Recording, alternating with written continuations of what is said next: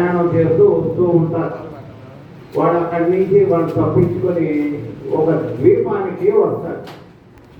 అక్కడ ద్వీపం పేరు ఏం చెప్తున్నాడు? మేము తప్పించుకున్న తర్వాత ఆ ద్వీపము మిలితే అని తెలుసుకుంటుంది. వీళ్ళు ఏం చేశారంట? ఈ అపోస్తలుడైన పౌలు గారు అతనితో పాటు కొంతమంది ఏం చేశారు? వాళ్ళు తప్పించుకొని వాళ్ళు షిప్లో ప్రయాణం అయ్యారు. ఆ షిప్ కూడా ప్రమాదంలో ఉంటే వాళ్ళని తప్పించుకొని ఒక ద్వీపానికి చేరుకున్నారు.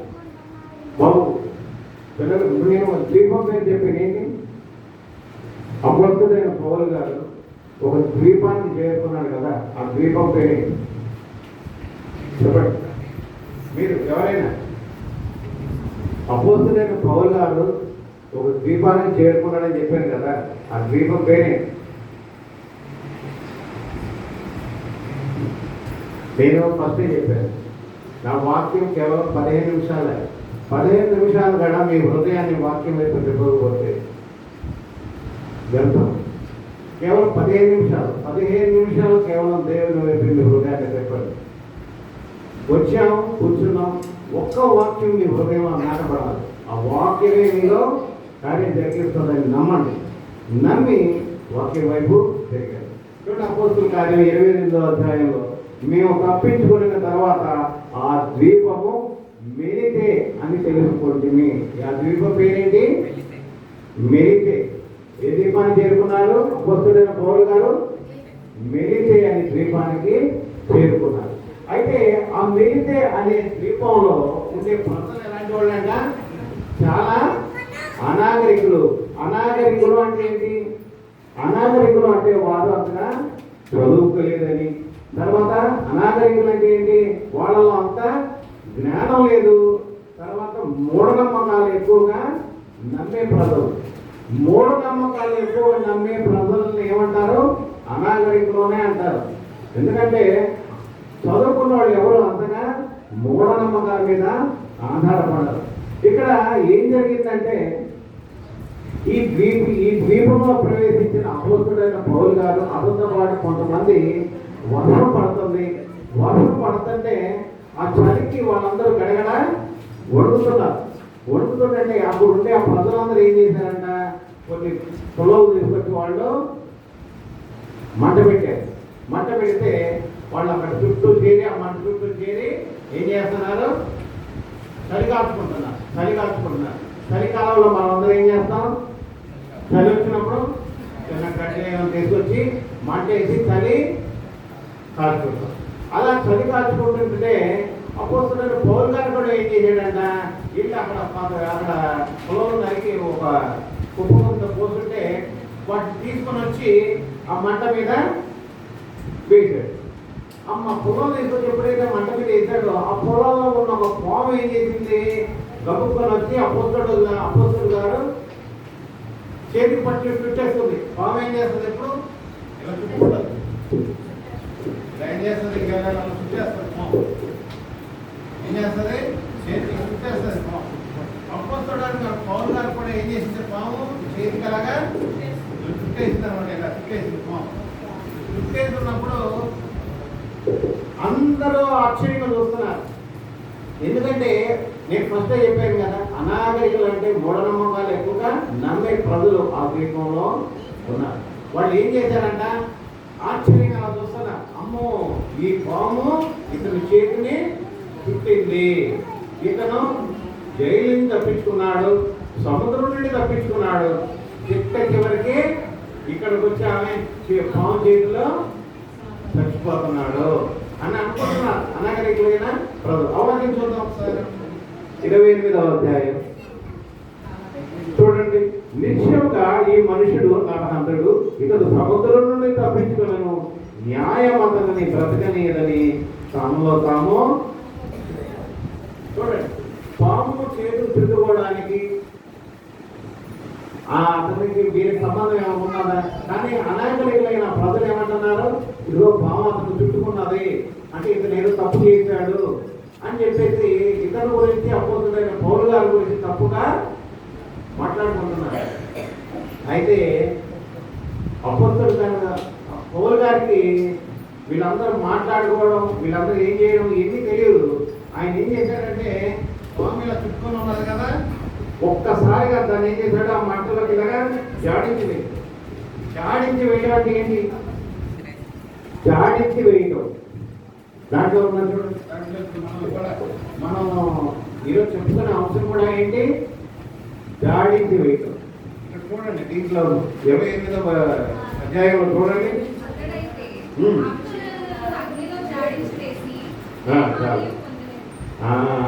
అక్కడైతే ఆ విష జంతువును అగ్నిలో జాడించి వేసి ఏ హానియో పొందలేదు. ఏం చేశాడు ఆయన? ఇలా పావు చేతులు చుట్టుకున్నప్పుడు ఏం చేశాడు? ఇలాగా మంటలో విసిరేసాడు, జాడించి వేశాడు. అతనికి ఏ హాని జరగలేదు. హాని జరగలేదంటే పాము కాటేసినా కూడా అతనికి ప్రమాదం జరగలేదు. ఈ విషయం నేను ఎందుకు ఈరోజు సబ్జెక్ట్గా తీసుకున్నానంటే, ఈ రోజుల్లో ప్రతి ఒక్కరికి, యవనస్తులకి ఏంటి, వృద్ధాప్యంలో ఉన్నవారు ఏంటి, చిన్న పిల్లలకి ఏంటి, అనేక రకమైన సమస్యలు ఉన్నాయి. ఆ సమస్యలన్నీ ఎలా చుట్టుకుపోయినాయి అంటే, ఒక పాము చేతికి ఎలా చుట్టుకున్నదో ఒక మనిషిని కూడా ఈ సమస్యలు అనేవి చుట్టేసినాయి. చుట్టేసిన తర్వాత ఆ చుట్టుపక్కల ప్రజలందరూ ఏమంటున్నారంటే, ఇతను ఏదో చాలా తప్పు చేశాడంటే, పాపం చేశాడంటే, అందుకని ఇతనికే పాము చుట్టుకున్నప్పుడు ఏమంటున్నారు పౌలు గారిని, ఇతను ఏదో తప్పు చేశాడు అందుకని అతను సముద్రంలో నుండి బయటకు వచ్చాడు, కానీ న్యాయం అతన్ని వదలలేదు, అతను ఇంకా పాము చేతులు చచ్చిపోతున్నాడంట. అలాగే ఈ రోజుల్లో నేటి సొసైటీలో కూడా జరుగుతున్నది ఏంటంటే, ఒక మనిషి సమస్యల్లో ఉన్నప్పుడు, ఇబ్బందుల్లో ఉన్నప్పుడు అతన్ని ఆదుకోవడానికి ఒకరు లేరు. ఈ విషయం జాగ్రత్తగా గమనించాలి. ఈ రోజుల్లో మనం సమస్యలతో ఉన్నామనుకో, ఇబ్బందుల్లో ఉన్నామనుకో, అనారోగ్య సమస్యల్లో ఉన్నాం, ఆర్థిక సమస్యల్లో ఉన్నాం, లేకపోతే ఇంకేమో సమస్యల్లో ఉన్నాం, అప్పుడు చుట్టూ ఉండే మన ప్రపంచం ఈ అనాగరిక ప్రజలు ఎలా చూస్తున్నారో, ఇతను చచ్చిపోతాడని ఎలా చూస్తున్నారో, అపోస్తలుడు పౌలు గారు ఎలా చచ్చిపోతాడని చూస్తా ఉన్నారు కదా జనం. అయితే ఇతను ఎప్పుడైతే జాడించి వేశాడో ఆ పాము మంటలో పడి చచ్చిపోయింది, ఇతనికి ఏ హాని జరగలేదు. ఈరోజు మనం కూడా చేయవలసింది ఏంటంటే, మనం ఆర్థిక సమస్యల్లో ఉన్నా, అనారోగ్య సమస్యలతో ఉన్నా, ఇబ్బందుల్లో ఉన్నా, మనకు ఎవ్వరూ తోడు లేరు, నేను ఒంటరిని అని మీరు బాధపడుతున్నా, మనం ఒక్కసారిగా ఈ వాక్యాన్ని గుర్తు తెచ్చుకోండి. పౌలు గారు ఏం చేశాడు? ఆయన మొత్తం అంతా కలిసి ఇతని వ్యతిరేకించిన అతను ధైర్యంగా నిలబడి ఏం చేశాడు? విధించి కొట్టాడు, జాడించి వేశాడు. మనం కూడా చేయవలసింది ఏంటంటే, జాడించే. ఏం జాడించి వేయాలి చెప్పండి? మనం జాడించి వేయాల్సింది ఏంటంటే, ఒక్కసారి ఈ మన ఆర్థిక సమస్యలు ప్రభు ఇదిగో నాయన యేసు నామమున నాయన ఈ ఆర్థిక సమస్యలన్నీ పోవాలి అని ఒక్కసారి జాడించవే. ఈ ఆర్థిక సమస్యలు మీ దగ్గర నుండి పోతాయి. ఎలా పోతాయి? ఆర్థిక సమస్యలు మీ నుండి ఎలా పోతాయి? అనారోగ్య సమస్యలు మీ నుండి ఎలా పోతాయి అంటే, ప్రతి దాన్ని మనం ఏం చేయాలి? జాడించి వేయాలి.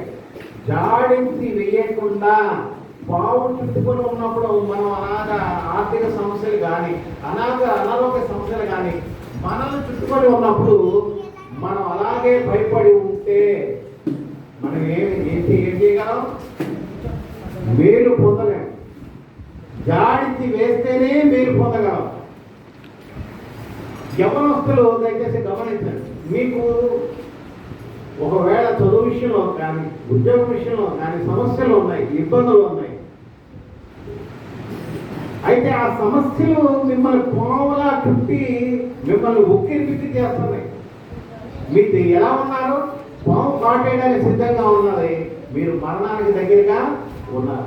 ఈ రోజుల్లో యవనస్తులు కూడా అదే రకంగా ఉన్నారు. ఎలాగంటే, వాళ్ళు తమ యవ్వన ప్రాయంలో ఉన్నారు, అనేక రకమైన సమస్యలు, ఇబ్బందులతో ఉన్నారు.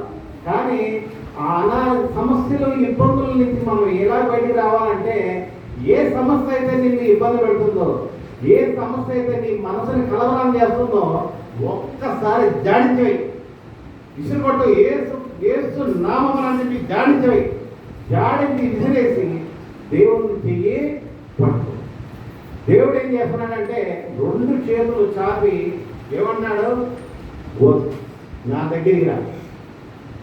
నువ్వు ఏ సమస్యలకైతే నీ చేతులు బంధించబడ్డాయో, ఏ అనారోగ్య సమస్యలైతే నీ చేతుల్ని బంధించబడ్డాయో, ఏ ఆర్థిక సమస్యలతో అయితే నీ చేతులు బంధించబడ్డాయో, మరి ఏ ఇతరమైన మానసికమైన సమస్యలతో ఉన్నావేమో నువ్వు, ఆ మానసిక సమస్యలు పాము ఎలాగైతే చుట్టేసిందో చేతుల్ని, అవి సమస్యలు కూడా నిన్ను నీ హృదయాన్ని చుట్టేసిందో వాటినన్నిటినీ ఒక్కసారి జాడించి ఒక్కసారి యేసు వైపు చూడు. యేసు ప్రభు 2 చేతులు చాపి నేను రమ్మన్నాడు దగ్గరికి. ఆయన చేయి పట్టుకో, ఆయన నిన్ను నడిపిస్తాడు. చూడండి, ఒక చిన్న ఎగ్జాంపుల్ చెప్తారు. ఒక చిన్న అమ్మాయి ఏం చేసిందంటే, ఆ అమ్మాయి గేటు పట్టుకొని నిమ్మలంగా అలాగలగల ఎక్కువ ఏం చేసింది, గోడ ఎక్కి ఏం చేసింది చిన్న అమ్మాయి, పిల్లలు ఆ పిల్ల ఏం చేసింది, గోడ ఎక్కింది. గోడ ఎక్కి కొంచెం దూరం వెళ్ళింది. ఇంకా అంతే భయం వేసింది అమ్మాయి, ఎందుకంటే గోడ కింద పడతానేమోని భయం. కానీ గోడ ఎక్కింది పిల్ల. అమ్మాయి ఏం చేసింది, గేటు పట్టుకుంది, గేట్ ఎక్కి గోడ ఎక్కింది. గోడ ఎక్కి ఇంకా భయపడిపోయి పిల్లలు నిల్చొని చూస్తుంది. ఇంతలో వాళ్ళ నాన్న వచ్చాడు. వాళ్ళ నాన్న వచ్చి, బంగారు తల్లి నిన్నమ్మా గోడ ఎక్కేసావు, సరే రామా చేతులగా చాపాడు. ఎప్పుడైతే ఆ చేతులు అతను తండ్రిలా చాపాడో, ఈ అమ్మాయి ఏం చేసింది, మనుషులను ఆలోచన చేయకుండా తండ్రి మీద అలాగా దూకింది. ఏం చేసింది, పిల్లలు ఏం చేస్తారంటే తండ్రి మీదకి ఇలాగా సరే ఎగిరిల మీద పడతారు. చూడండి, ఒక చిన్ని పిల్ల తండ్రిలా చేతులు చాపంగానే ఎందుకు అలా దూకింది? ఎందుకు అలా దూకింది అంటే, ఆ చిన్ని పిల్లకి తెలుసు, ఇతను నా తండ్రి, ఇతను నన్ను చెయ్యి విడవడు. చూడండి, కాన్ఫిడెంట్ ఎంత గట్టిగా ఉందో ఆ చిన్నపిల్లకి. ఆ చిన్నపిల్ల మరుక్షణం ఆలోచన చేయలే. ఆ గోడ మీద ఏం చేసింది, తండ్రి మీద కలగా దూకేసింది. ఎందుకు దూకింది? తండ్రిని ప్రేమిస్తున్నాను, ఇతను నా తండ్రి, ఇతను నా మంచి చెడ్డ చూసేవాడు, ఇతను నాకు మంచి సహాయకుడు అనుకుంది. తండ్రి మీద అంత గట్టి నమ్మకం ఉంది, అంత విశ్వాసం ఉంది, అంత ప్రేమ ఉన్నది. మరుక్షణం ఆలోచన చేయాల. తండ్రి ఎప్పుడైతే చేతులు చాపాడో తండ్రి మీదకి అలాగా. మన జీవితంలో మనం కూడా చేయాల్సింది కదా అదే. యేసు ప్రభు 2 చేతులు చాపి ఆయన ఏమన్నాడంటే, ఇదిగో ఏ సమస్యలతో ఉన్నావో, ఏ ఆర్థిక సమస్యల్లో ఉన్నావో, ఏ ఇబ్బందుల్లో ఉన్నాయో, మానసికమైన సమస్యలతో ఉన్నావో, నా దగ్గరికి రా అని చేతులు ఆయన చాపినప్పుడు నువ్వు కూడా ఏం చేయాలంటే, ఆ చిన్ని పిల్ల కలిగిన మనస్సులో కూడా కలిగి ఉండాలి. అంతే విశ్వాసంతో దాని మీదకి నువ్వు దూకాలి. దూకితేనే, ఆయన చేతులు పట్టుకుంటేనే మీరు పొందగలవు. ఆయన్ని నమ్మకుండా, విశ్వాసించకుండా, అవిశ్వాసంతో కనుక నువ్వు ఆయన చేతులు పట్టుకుని ఆయన మీరు దూకినా ఏం చేయగలం? మీరు పొందలేము. చూడండి, ఆ చిన్ని పిల్ల కూడా కాన్ఫిడెంట్ మీకు ఉండాలి. ఈరోజు నేను చెప్తున్నది అదే. చిన్ని పిల్ల వలె మనసు మీరు కలిగి ఉండాలంటే ఏంటంటే, మన చిన్నప్పుడు చూడండి ఎంత చక్కగా ఉంటామో. ఈర్ష్య ఉండదు, ద్వేషం ఉండదు, అసూయ ఉండదు, ఏ సమస్యలు ఉండవు. మనసు ప్రశాంతంగా ఉండదు. ఏం సంపాదించాలి, ఏం చేయాలి, ఏం తినాలి, ఏం కట్టాలి, ఇవేం లేవు. ప్రశాంతంగా ఉండాలి. చిన్నపిల్ల చక్కగా ఏమైనా వేస్తే తింటుంది, చక్కగా ఆడుకుంటుంది. అటువంటి చిన్నపిల్ల మనసును మనుగడ కలిగి ఉండాలి. మనం ఈర్ష్య అనేది, అసూయ అనేది, ద్వేషం అనేది వాటన్నిటినీ మనం దూరం చేసుకొని, ఆర్థిక సమస్యలు ఉన్నాయా వదిలే, అవే పోతాయి. వదిలే. ఆర్థిక సమస్యలు ఉన్నాయా వదిలే. అనారోగ్య సమస్యలు ఉన్నాయా వదిలే. జాడించు. ఏం చేశాడు పౌలు గారు? జాడించి వేశాడు. జాడించి నువ్వు కూడా ఏం చేయాలంటే, ఆర్థిక సమస్యలు ఉన్నాయా యేసు నామమున పోవాలి. జాడించు. అనారోగ్య సమస్యలను జాడించు, అన్నిటిని నువ్వు జాడించి నువ్వేం చేయాలి? యేసయ్య చెయ్యి పట్టుకో. యేసయ్య చెయ్యి పట్టుకుంటేనే మేలులు పొందగలరు.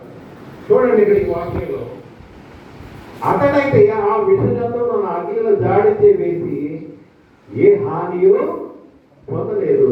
వారు అతని శరీరము వాచునో లేక అకస్మాత్తుగా పడి చచ్చును అని కనిపెట్టుచుండేది.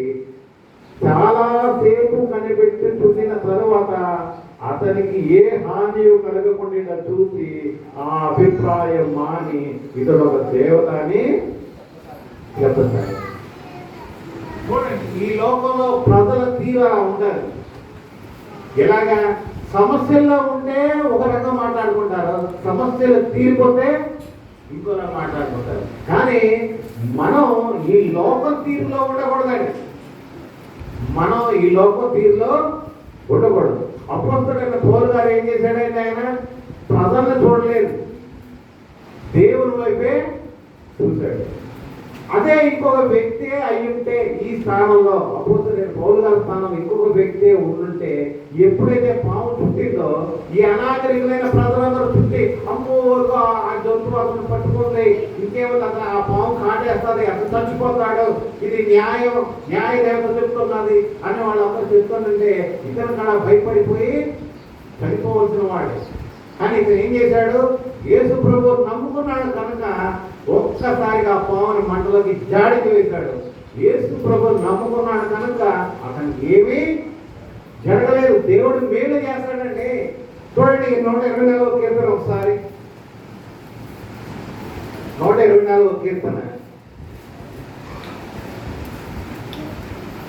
మనుషులు మన మీదకి లేచినప్పుడు యెహోవాకు తోడైన వారి ఆగ్రహము మన పైకి రగులుకొనినప్పుడు యెహోవా మనకు తోడై ఉన్న వారు మనల్ని ప్రాణంతోనే మింగివేసి వారి పంటకు మనలను వేటగా అప్పగింపమని చూడండి, వారి పండ్లకు మనలను వేటగా అప్పగింపని యెహోవా స్తుతినందును గాక. పక్షి తప్పించుకున్నట్లు మన ప్రాణము వేట కాని ఊరి నుండి తప్పించుకొని ఉన్నది. చూడండి, దేవుడు ఏం చేస్తాడంట? శత్రు పళ్ళకి మనల్ని ఇవ్వడం, ఆయన మనల్ని కాచి సంరక్షిస్తాడు. దేవుడు మనల్ని సంరక్షిస్తాడు అనే నమ్మకం మనలో ఉన్నప్పుడే మనం ఏం చేయగలం? మేలు పొందగలం. నేను అందాక మీకు వివరంగా చెప్పాను. ఒక చిన్ని పిల్ల మనస్తత్వం కలిగి ఉంది. ఒక చిన్ని పిల్ల ఎంతైతే కాన్ఫిడెంట్ నా తండ్రిని నమ్మిందో, తండ్రిని ప్రతి పిల్లలు ప్రేమిస్తారు. ఇప్పుడు చూడండి, అక్కడ కూర్చొని ఉన్నారు. ఆ తండ్రిని ఆ ఇద్దరు పిల్లలు ఏం చేస్తున్నారు? పట్టుకొని ఉన్నారు. ఎందుకంటే తండ్రి మీద ఉండే ప్రేమ. మనం కూడా చేయాల్సింది ఏంటంటే, మనం మన తండ్రిని ఎలా ప్రేమిస్తామో మన పరమ తండ్రి యేసయ్యను కూడా మనం అంతగా ప్రేమించాలి. మన తండ్రిని ఎంతగా ప్రేమిస్తున్నామో అంతకంటే రెట్టింపుగా మనం యేసు ప్రభువుని ప్రేమించాలి. ఆయన మీద మనం విశ్వాసం ఉంచాలి. అప్పుడే మనం మన జీవితంలో మేలు పొందగలం. చూడండి, అనాగరికంలో ఈ రోజుల్లో జరుగుతున్నది ఏంటంటే, ఈ అనాగరికమైన ప్రజలు ఏ రకంగా అయితే మూఢనమ్మకాలను నమ్ముకుంటున్నారో, ఈ రోజు మన సొసైటీలో కూడా జరుగుతున్నది ఏంటంటే, మూఢనమ్మకాలను నమ్ముకోవడం, ఆచారాలను నమ్ముకోవడం, వ్యవహారాలను నమ్ముకోవడం. మనుషులు ఈ ఆచారాలతో సాంప్రదాయాలతో పాము ఎలాగైతే చెప్పుకొని ఉన్నారో, మనుషులు అలాగా ఆచారాలతో సంప్రదాయాలతో చుట్టబడి ఉన్నారు. వాటి నుండి వాళ్ళు బయటికి రాలేకపోతున్నారు. పాము ఎలా చుట్టుకున్నదో ఆ పాముని జాడికి వేశాడు అపోస్తలుడు పౌలు గారు. మరి మనం ఏం చేస్తున్నామంటే, ఈ ఆచారాలు సాంప్రదాయాలు ఇవన్నీ ఒక వలయంలో చిక్కుకొని ఉంటే, ఆ వలయంలో మనం చిక్కుకొని ఏ సహాయం పొందుకోక మనం ఏం చేస్తున్నాం? దిక్కుతోచకుండా చూస్తున్నాం. దయచేసి ఈరోజు నేను వాళ్ళు కృపవారు పాఠకాలు ఈ ఫోన్ ద్వారా మీకు అందరికీ తెలియజేస్తున్నది ఏంటంటే, ఓ అక్క, ఓ చెల్లి, ఓ తమ్ముడు, ఓ అన్నయ్య, నువ్వెవరైనా సరే, ఏ ప్రాంతమైనా, ఏ కులమైనా, ఏ మతమైనా సరే పర్వాలేదు, కానీ ఈ ఫోన్ ద్వారా వాళ్ళు కృపవారు పాఠకాలు తెలియజేస్తున్నది ఏంటంటే, ఒక వ్యక్తిని పాము చుట్టుకున్నప్పుడు ఎలాగైతే జాడికి వేసి మేలు పొందుకున్నాడో, నిన్ను చుట్టుకొని ఉన్న ఆచారాలు కానీ, నిన్ను చుట్టుకొని ఉన్న ఆర్థిక సమస్యలు కానీ, నిన్ను చుట్టుకొని ఉన్న మానసికమైన ఎటువంటి తొందరలు కానీ, మరి ఏ సమస్య అయినా వాటిని అన్నిటినీ ఒక్కసారి జాడితే యేసు వైపు చూడు. యేసు హస్తాలు నీ గురించి ఎదురు చూస్తున్నాయి. యేసు ప్రభు తన 2 చేతులు నీ వైపు చాపి, బిడ్డ నా దగ్గరికి రా పిలుస్తున్నాడు దేవుడు. ఒక చంటి పిల్ల తండ్రి దగ్గరికి ఏ విధంగా అయితే పరిగెత్తుకుంటే హత్తుకుంటారో, యేసు ప్రభుని హత్తుకోవడానికి నువ్వు త్వరపడినా ఆయన హస్తం నీ వైపు చాపబడి ఉన్నది. ఆయన చేయిని నువ్వు పట్టుకుంటే నీ జీవితంలో అన్ని మేలులు పొందగలవు. మేలులు పొందుకోవాలి అంటే మనం ఏం చేయాలి? ఒక చిన్ని పిల్ల తండ్రిని ఏ విధంగా ప్రేమించిందో అంతగా ప్రేమించాలి. చిన్ని పిల్ల ఎంతైతే తండ్రిని విశ్వసించిందో అంతగా విశ్వసించాలి. దయచేసి ఈ వాక్యం వింటున్నావు ఎవరైనా సరే, ఇందిరానగర్లో ఉంటున్న ప్రతి ఒక్కరు దయచేసి గమనించండి. ఓ చెల్లి, ఓ అక్క, ఓ తమ్ముడు, ఓ అన్నయ్య, నువ్వు సమస్యలతో ఉన్నావు, ఇబ్బందుల్లో ఉన్నావు. ఇదిగో ఆ రోజుగా పోతున్న పౌలు గారు అనాగరికుల మధ్య ఉండి దేవుని మహిమను చూపించాడు.